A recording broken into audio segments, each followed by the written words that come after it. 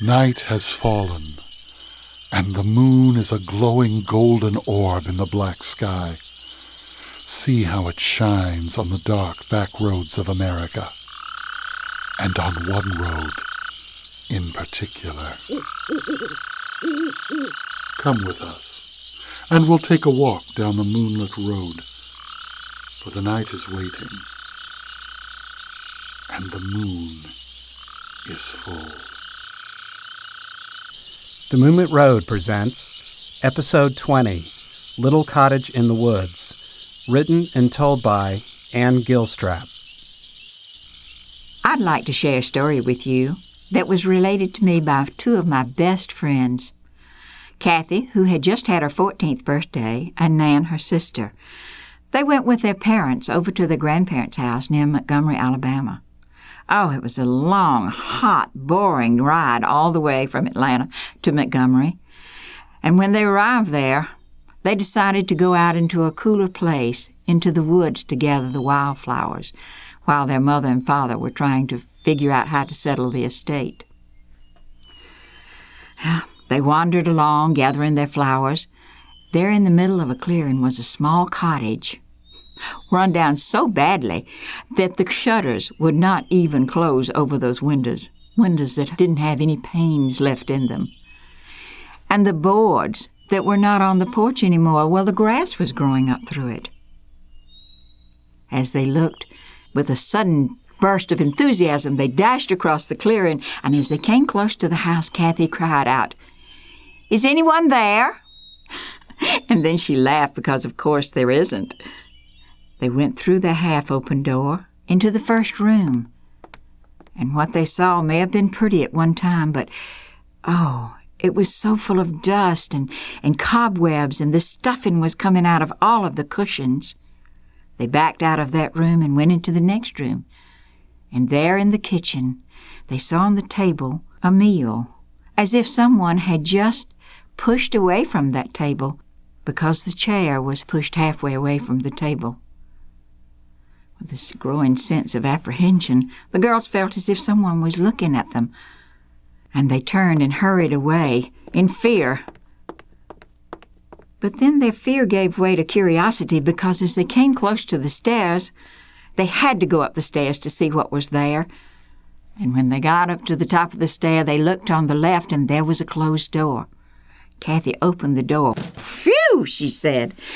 "Oh, such a smell, coming from a pretty little brass bed that was covered with an old quilt that the wild animals had made a bed out of." Quickly they closed that door, and they went across the hall to the other bedroom. And they were astounded when they opened that door and saw a completely clean room. The floors had no dust on them. Instead, there was this nice, clean little rag rug there. And the curtains hung on the windows, all tattered and torn, but clean. And they looked over, and there in the middle of the room was a rocking horse, rocking faster and faster, as if a child had just jumped off. And they watched in fascination as it slowly slowed down and stopped. They stood and looked around the room, and they saw a baby bed with a rocking chair beside it. And against the other wall was an old trunk. And there the girls went over, and they opened the lid, and they looked inside. Kathy reached down and pulled out a letter, and she read it. Oh, it said, "I miss you and our little son so very much. It frightens me to think that I might not be able to come back to be with you." It was from a soldier who was fighting in Virginia. Putting that letter back, then Kathy reached in and she pulled out another letter, and she began to read aloud with it. And then she hushed.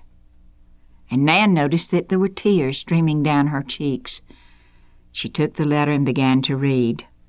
"My dearest love, our precious son had pneumonia, and because the doctor was away with the troops, there was no one here to save him." Nan put the letter back in the trunk, and as she did this, her hand fell against an old brittle piece of parchment. Very carefully she picked it up so that it wouldn't crumble. and she saw that it was a message that had been sent to that soldier, and it read, "We regret to inform you that your wife has taken her life." As the girls sat there looking at each other through their tears, they felt another presence, a very real presence that was there with them, and they began to hear a soft lullaby, one that they could hear over the humming of the bees. Quickly they put all the papers back into the trunk and closed the lid and started out the door. And as Nan crossed over beside the closet, she felt something brush against her, and she whirled around, and when she did, she saw to her horror that the rocking chair had begun to rock slowly back and forth. And the lullaby was getting louder. Panicked, the girls dashed down the stairs and out the hall and into the safety of the woods. And then, turning to look back at that little cottage one last time, they saw a little blonde-haired boy watching them from the upstairs window. Terrified, they ran through the woods, falling over the broken sticks and getting all scratched with briars. And when they arrived at the farm, they rushed to tell their father what they had seen.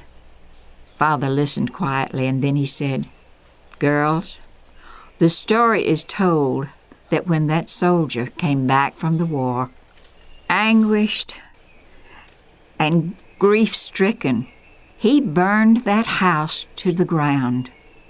There is no cottage there.